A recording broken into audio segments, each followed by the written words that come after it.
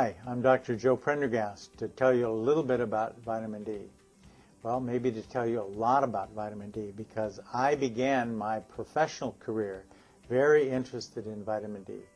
I began this way back in Detroit at Henry Ford Hospital, and then when I came out here to the University of California, San Francisco in 1968, I continued work on that. When I walked down the research floor at UCSF, the first thing I was greeted with by one of the faculty was a question. The question is, what will vitamin D do positively for the kidney? And of course, I didn't know anything about that. And he said, well, what is vitamin D really? And I said, I know that. Vitamin D is really a hormone. It's not a vitamin at all. And its power comes from the fact that it is a hormone, not a vitamin. The definition of a hormone is it's a protein or something that goes in and does a lot of other things to other tissues all over the body. And this is what vitamin D does. But the research in this was slow. And my career often went into different areas where things were happening more. And I went into diabetes more, always with an onset of interest that would flare with any new piece of information about the vitamin D. So what I was able to do was to catch, at the late 90s, the first real news about vitamin D. We began by virtue of other things happening in bone disease, just like I was interested in before. But the whole thing was circulating around the fact that vitamin D was really good for bones, more than we ever knew, was going to replace all the other things for osteoporosis. That's my opinion. But it was something that seemed to be working very, very well and got away from a lot of the side effects that are stalking all of us today with products, various things people have taken for osteoporosis. So we're in a new situation, and we love this. So when I began to find out there was a lot of old history that was really good, I said, this has got to be something special. Oddly enough, the first thing I wanted to do was to find out why the Germans wanted to do this for bird flu. And what they did, starting in 1921, when they were doing things for people who had TB, was to find out the whole immune system would become measurably stronger by a factor of 3 to 5 times. And this was probably better than any vaccine was ever going to be, and enabled anybody in Germany to survive the bird flu, should it come. Well, it hasn't come as of this particular writing, and this is a combination, though, of a variety of other things we put together, but we had probably the strongest thing in the world we could probably do to take any virus, any sort of even cold or flu, and make it better. Then through some writings of people from Australia, I learned this same immune system could go up and make a big difference in asthma, where asthma could have a situation where people could drop 1/2 of all their medications, and even some quit all medications for asthma. I thought, this is really something. I'm not used to this. This is more than I could ever think about. Then we had a problem when we had the ability to look at cancer. I received a newspaper from the Los Angeles Times from a patient who was down there, and he emailed me to it and said, look at this.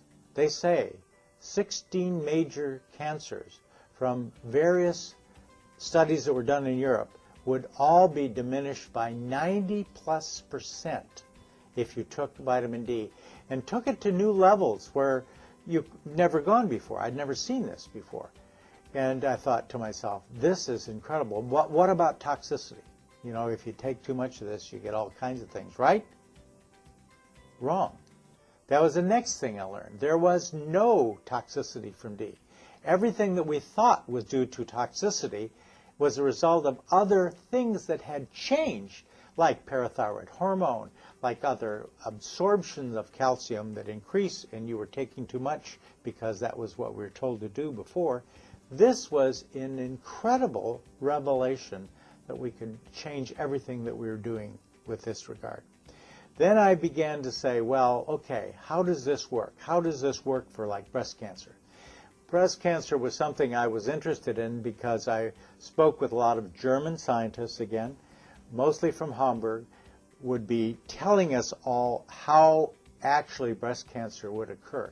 It would be something that would begin with a few cells, grow to a few more, and then by virtue of its growing would have a circular ball, if you will, of vascular tissue around it, which we always thought was due to now it's getting ready to metastasize. No. What it was is it was actually growing more immune cells to attack the whole situation. This was incredible. And that the people were doing MRI research in vitamin D, yes. And what they were seeing was the size would grow and then the D would make all the immune system come and the cancer would go away. And this was something that was happening 10 times a day.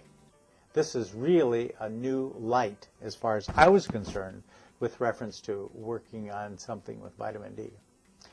Then we began to see various other things that people would do. Somebody came to me one day, lied, new patient, said, I want to go take some more vitamin D. I know you're interested. Would you check me? And I said, sure. And then I'm leaving. I'm going to go to Europe for a year. Would you give me a year's supply? And everything seemed right. I did all this. And then 6 months later, he called me and said, I lied to you. What'd you do?